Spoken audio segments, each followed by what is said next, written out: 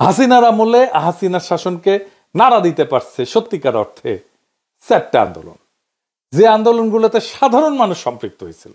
রাজনৈতিক দলগুলো আন্দোলন করছে, জামাত আন্দোলন করছে আগে, বিএনপি আগে আন্দোলন করছে, কিন্তু সাধারণ মানুষ সেটাতে সম্পৃক্ত হয় নাই। জামাতের একটা আন্দোলনে সাধারণ মানুষ সম্পৃক্ত হয়েছিল, সেটা হইতেছে মৌলানা দেলোয়ার হোসেন সাঈদীর ফাঁসির আদেশ দেওয়ার পরে। কিন্তু সেই আন্দোলনটা খুব বেশি দিন চালাইতে পারেনি তারা। তাহলে এই অরাজনৈতিক শক্তিগুলোর আন্দোলনগুলো কি কি? 1 নাম্বার হেফাজতের 5ই মের আন্দোলন, 2 নাম্বার নুরুল হক নুরদের টাইমের সে কোটা সংস্কার আন্দোলন, 3 নাম্বার নিরাপদ সড়কের আন্দোলন, আর ফাইনালি 2024-এ কোটা আন্দোলন এবং আলটিমেটলি বর্ষা বিপ্লব। এই সব কয়টা আন্দোলনে সর্বশক্তি নিয়ে নেতা থেকে শুরু করে কর্মী সমর্থক পর্যন্ত ছিল জামাত শিবির।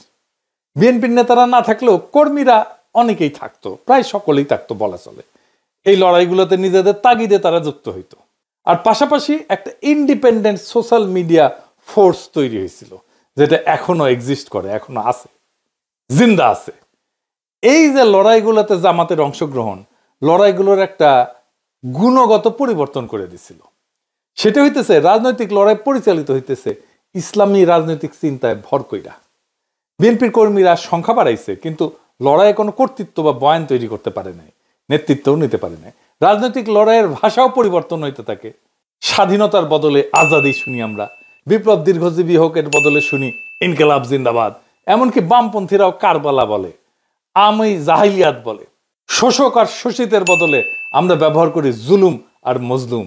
ন্যায়ের বদলে ব্যবহার করি ইনসাফ। গণভবন দখল করাকে বলি আমরা ফতে গণভবন।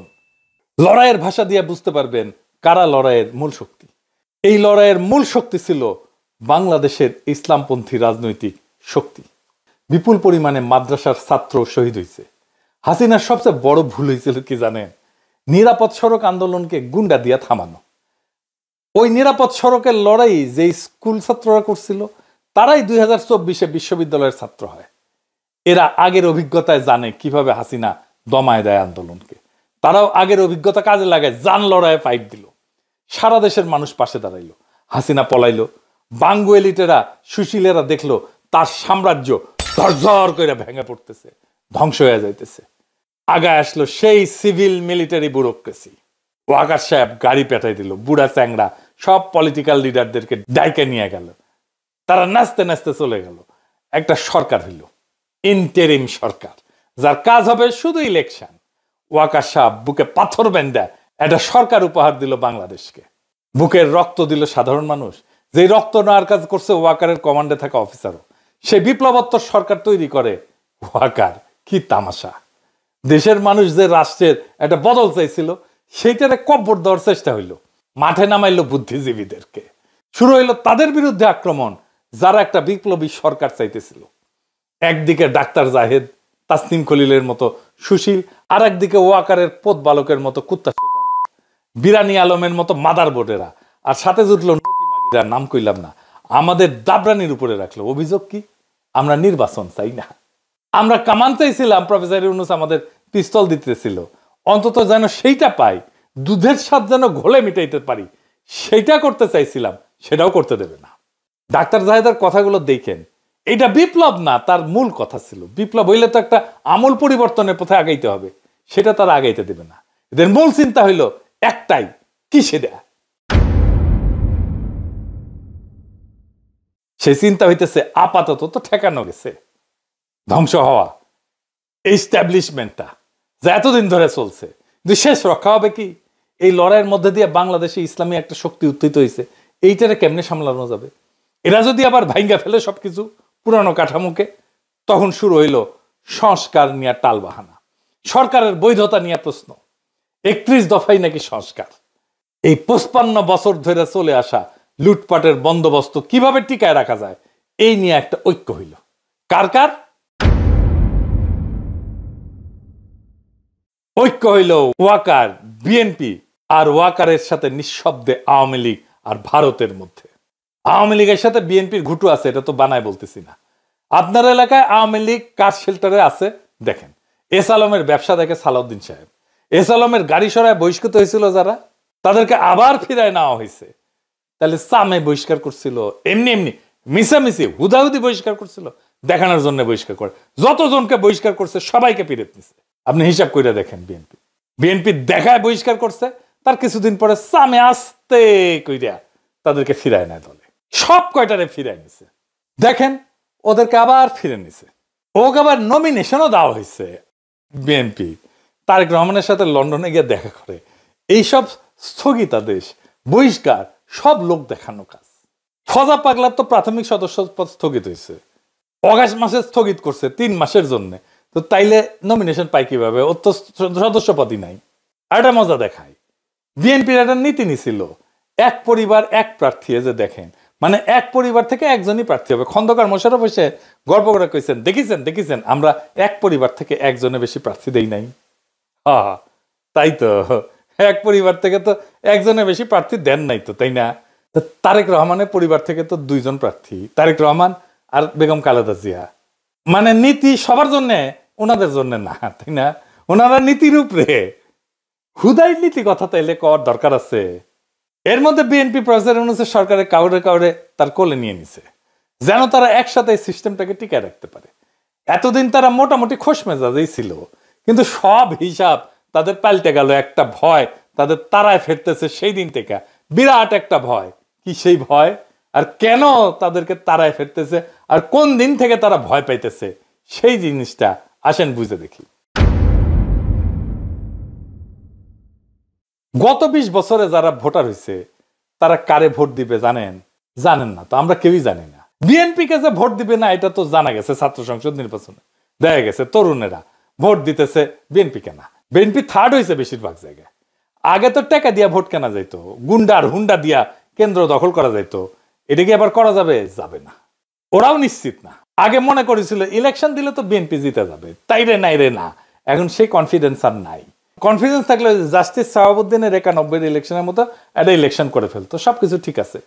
এরশাদ নাই, বাকি সব ঠিক আছে, তাই হইতো। ওইটা করলে একটা মোটামুটি ফেয়ার ইলেকশন দিত। যদিও ফেয়ার ইলেকশন দিলে 91 মতো চমক আসতে পারে। 91 কি হয়েছিল জানেন?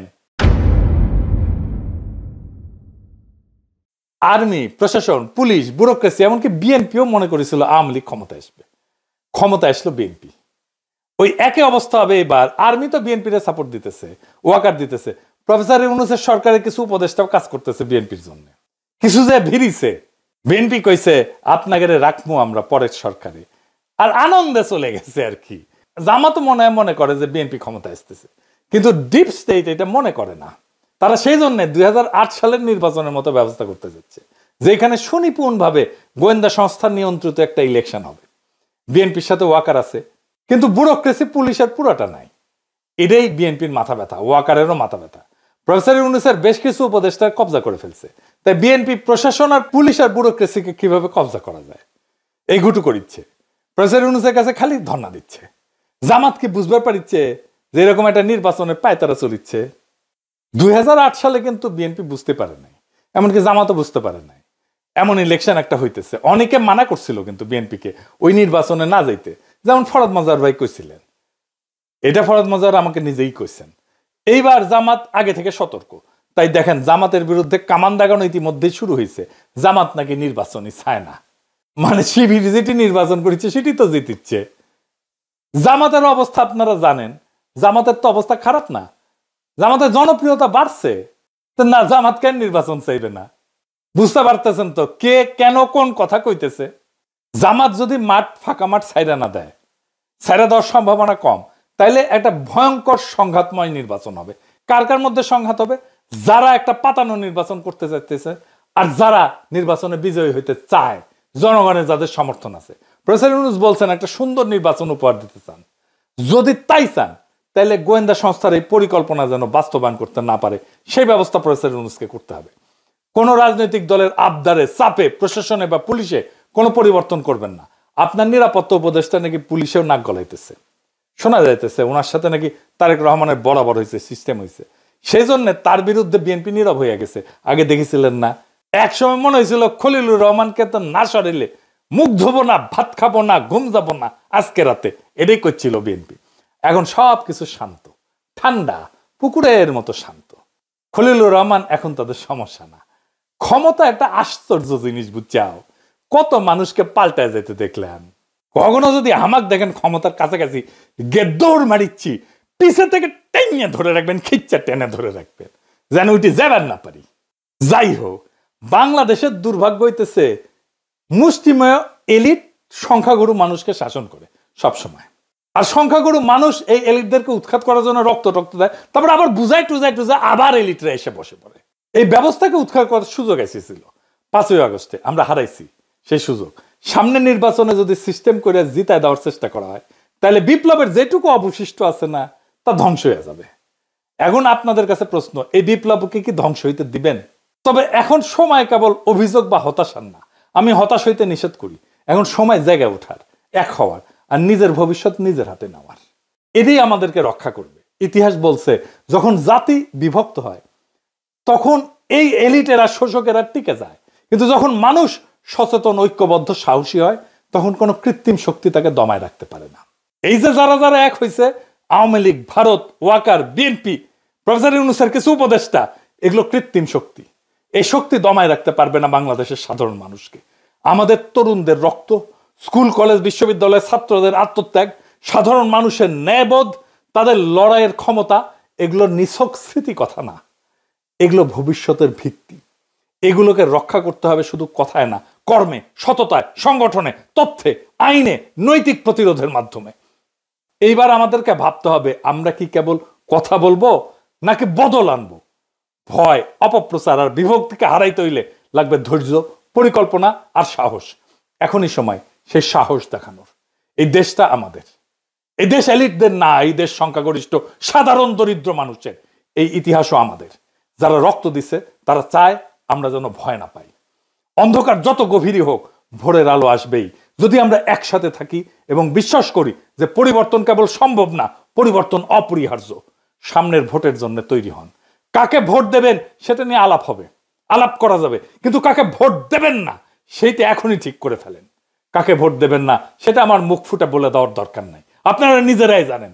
এটাই বিজয়ের প্রথম ধাপ। আমরা এই নির্বাচনে বেহাত বিপ্লবের পুনর্দখল করতে পারবো ইনশাল্লাহ, যদি আমরা এক থাকি, যদি আমাদের কৌশল ঠিক থাকে, যদি আমাদের সাহস, সততা এবং লক্ষ্য স্থির থাকে। ইনকিলাব জিন্দাবাদ।